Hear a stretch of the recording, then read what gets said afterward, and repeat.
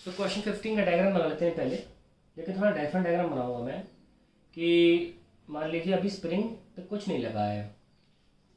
अब जब स्प्रिंग पे हम कुछ लगा देते हैं तो थोड़ा सा स्प्रिंग कंप्रेस हो जाएगी। वही हमारा फर्स्ट पार्ट हमें सॉल्व करना है। मान लीजिए बॉक्स लगाने के बाद स्प्रिंग थोड़ा कंप्रेस हो गई, ठीक है, ये M1 ये M2 और थोड़ा कंप्रेस हो गई। कितना कंप्रेस हुई भाई? जब आपने लगाया तो दोनों ब्लॉक्स का इधर की तरफ वेट का कंपोनेंट क्या होगा? M1 plus M2 g sine theta. और स्प्रिंग जो है वो इधर की तरफ फोर्स लगाएगी against the compression. So we can write simply A part को सॉल्व करने के लिए M1 plus M2 g sine theta is equals to k x naught. Let me call this x naught the compression due to the just resting the blocks, मतलब equilibrium position पे कितना compress हुई है। M1 plus M2 g sine theta by के।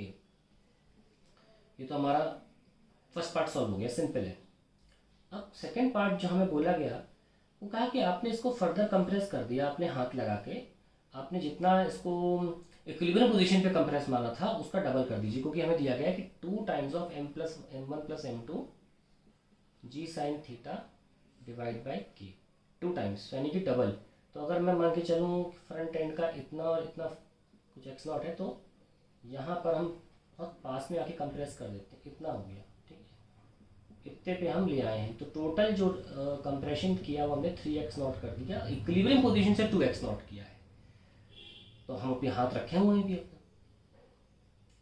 पूछा गया है second part में कब ये ब्लॉक सेकंड वाला फर्स्ट का कॉन्टैक्ट छोड़ देगा। ये समझने के लिए पहले हमें बनाना पड़ेगा FBT before equilibrium position has been reached. जब आप उंगली हटाओगे तो झट से ब्लॉक्स ऊपर की तरफ जाएंगे दोनों, और इक्विलिब्रियम पोजीशन तक क्या हो रहा है उसको समझने के लिए हम FBT बना रहे हैं।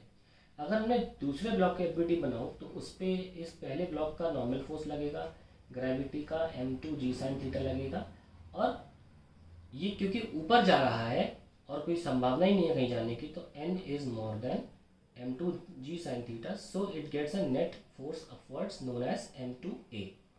ये हम लिख सकते हैं। ये है बिफोर, हम लिख लेते हैं बिफोर रीचिंग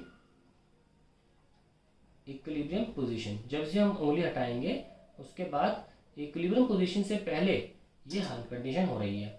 अगर हम पहले ब्लॉक की बात करें तो उसमें हम N पलट के लगा दें एक्शन रिएक्शन, उसका खुद का M1 जी साइन थीटा यहाँ लग रहा है, क्योंकि स्प्रिंग कंप्रेस्ड है तो KX लगाएगी और KX जीतेगा क्योंकि बॉक्स का मोशन ऊपर है। तो यानी कि लिख सकते हैं KX minus N minus M1 g sine theta is equals to M1A।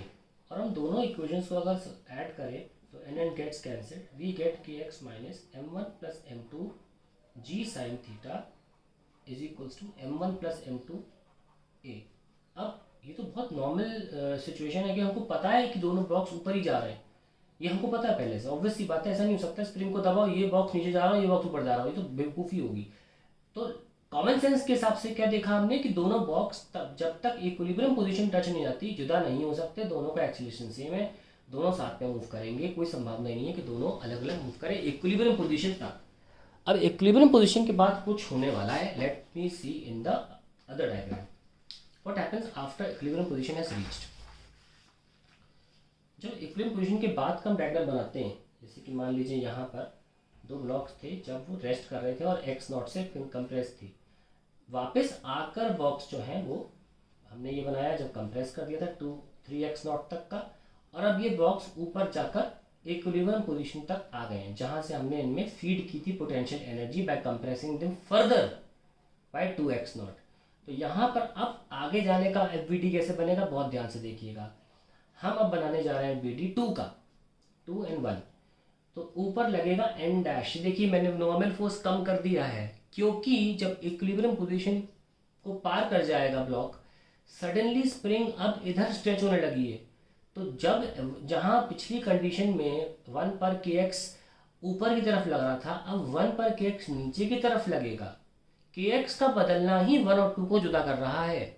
जब KX पीछे लगने लगेगा ये बॉक्स पर फोर्स पीछे की तरफ बढ़ेगा और 1 और 2 की संभावना जुदा होने की शुरू होगी।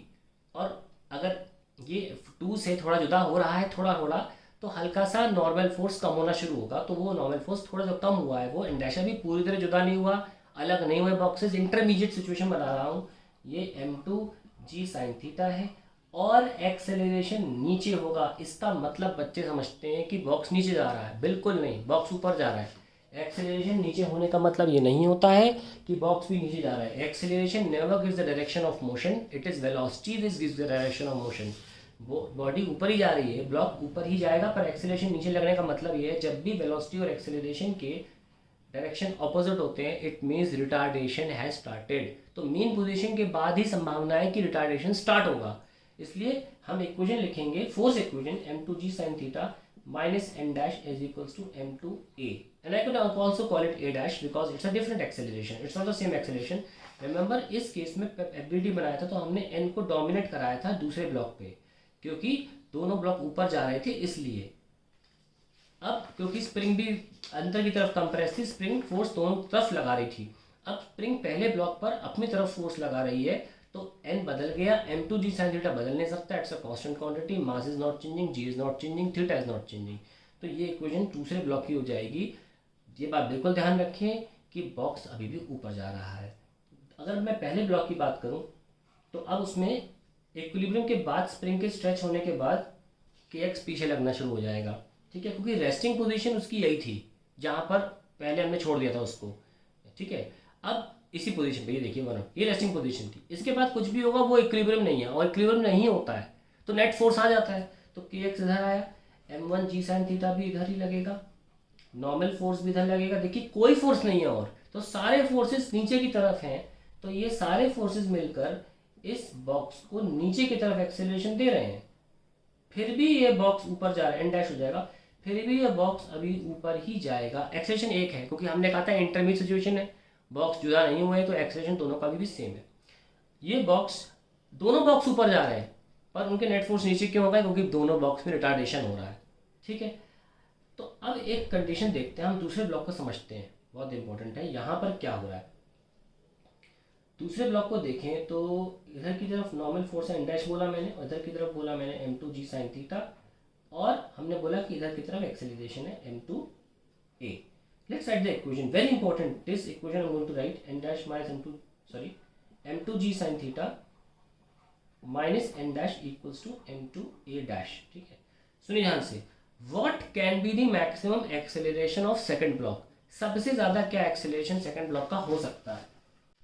See, m2a dash is made from two quantities, m2g sin theta, that too after equilibrium position has been overshot, and minus n dash. ये चीज़ मैक्सिमम तब हो सकती है जब ये चीज़ मैक्सिमम हो जाए, सॉरी मिनिमम हो जाए, क्योंकि फिर सबसे कम नंबर माइनस किया जाएगा तो बड़ा रिजल्ट बचेगा। ये तो मैथमेटिकली हो गया, और पूछा भी यही गया है कब कनेक्शन टूटेगा। कनेक्शन टूटने का मतलब होता है एन डैश जीरो हो जाना। So when N dash decreases to some value N double dash which is zero, यानी कि ये बात सही है कि नॉर्मल फोर्स ही धीरे धीरे कम हो रहा है, और वो जीरो तब होगा जब इक्विलिब्रियम पोजीशन ओवरशॉट हो जाएगी और हमारा ए डैश हो जाएगा से some value A double dash, जब एन जीरो है it is g sine theta के बराबर। ये बात अगर आप समझ गए, मैंने पूरी आपको एनालिसिस प्रक्रिया बताई क्योंकि कहीं भी ठीक से एक्सप्लेन नहीं किया गया है, पर्टिकुलरली ये क्वेश्चन। और मैंने यही देखा कि जितने भी लोग एक्सप्लेन कर रहे हैं they have just written the solution.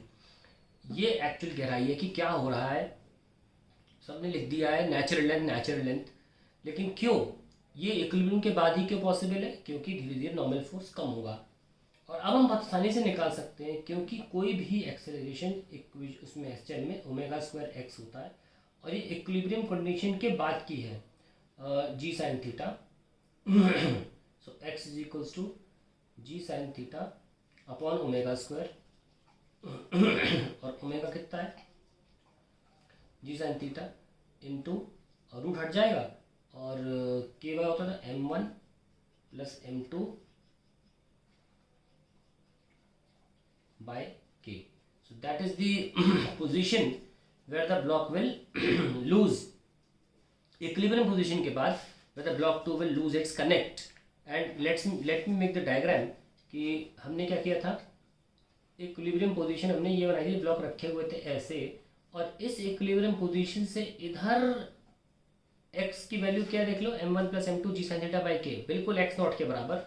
यानी कि जब हमने कुछ रखा ही नहीं था तब जो लेंथ थी स्प्रिंग की वो लेंथ वापस पहुंच गई जब हमने इसको 3x पे लाके छोड़ा था। तो हम इसलिए लिख सकते हैं वो इधर की तरफ x है, that is m1 plus M two g sine theta divide by K.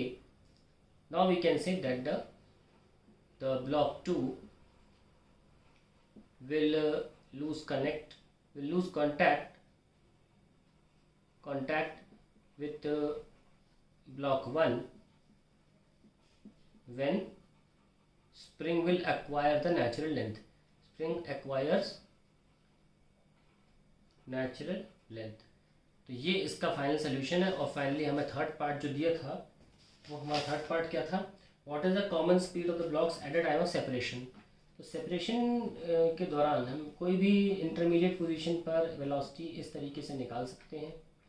और मैक्सिमम जो एम्पलीट्यूड हो सकता है वो ए है, तो जो एक्स आया था वो कितना आया था हमारा इक्विलिब्रियम पोजीशन के आजू, मतलब right side, that was m1 plus m2 g sine theta divide by k, which was actually equal to a by 2, because हमें जो हमें जितना हमने कंप्रेस किया था जहाँ तक हम ला के छोड़ते हैं वही जो एम्पलीट्यूड होता है मैक्सिमम, वो 2 टाइम्स था इस क्वांटिटी का, g sine theta m1 m2 g by k, इसका 2 टाइम्स था।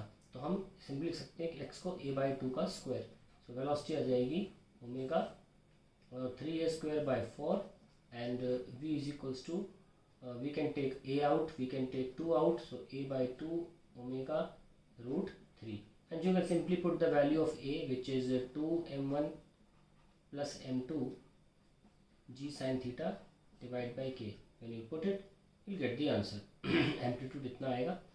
चलिए मैं क्लियर कर देता हूँ, ओमेगा को भी रख देता हूँ, omega is root of K m1 plus m2 into 2 m1 plus m2 g sine theta divide by K, और नीचे 2 भी है साथ में, फिर रूट 3। तो अब देखिए यहाँ से रूट आ जाएगा, इस पे 2 से 2 कैंसिल आ जाएगा, इससे इस पे रूट आ जाएगा। Finally we can write velocity is पूरा रूट में चला जाएगा 3, नीचे के भी आ जाएगा m1 plus m2 by K, और यहाँ बाहर g sine theta. That is the solution to the question.